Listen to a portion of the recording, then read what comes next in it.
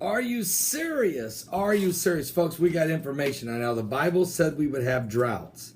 Jesus said that would be a famines. We know it is hitting hard. But when it hits a nation like Ethiopia, it can be devastating. And here's what the Bible said. I'm going to show you what's happening right now in Ethiopia. Jesus was asked the question, Matthew 24, can you tell us the signs of thy coming, the end of the world? Of course, Jesus said, take heed that no man deceive you, for many shall come in my name, saying, I am Christ, and shall deceive many. Ye shall hear of wars and rumors of wars. See that you be not troubled, for all these things must come to pass, but the end is not yet. For nation shall rise against nation, and kingdom against kingdom, and there shall be famines, and pestilences, and earthquakes in divers places. All of these are the beginning of sorrows. There shall be famines. All right. The United Nations is reporting that the number of Ethiopians who will need food aid by the end of this year is going to be somewhere close to 4.5 million Ethiopians. They already knew 1.5 million. They were already preparing for that. But the drought is so extensive, and the lack of food and locusts didn't help.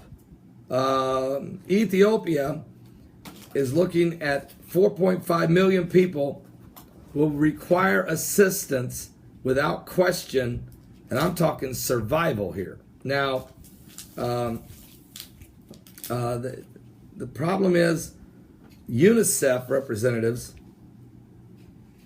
are right now, the acting humanitarian coordinator says that this is going to be a very significant problem. So again, you got all these guys that are going to be getting involved. They're preparing people for, of course, probably the month of December to try to get people to give. The problem is with giving to, United Nations. That's the last people in the world anybody wants to, give any money to. And UNICEF, 95% of it goes toward overhead, administrative overhead. So what ends up happening is very little, very, very little trickles down. And that is a major problem with these big groups. And so I'm saying pray for Ethiopia. I mean, there's one good thing. This new dam that is being built, it's almost done. It's called the Renaissance Dam.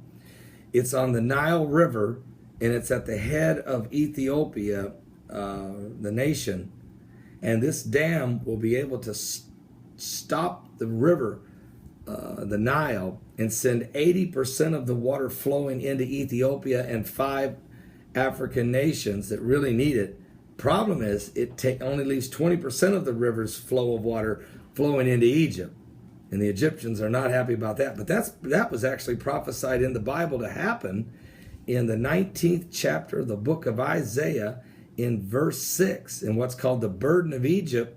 It says, and the waters of Egypt shall be turned away. And how you turn waters away is with a dam. And so it's a prophecy. But again, just giving you an update, famines are in the land. You're going to hear of more and more and more famines.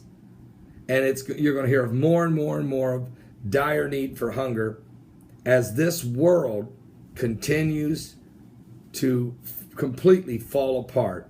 Catastrophically, apocalyptically, cataclysmic events will take place.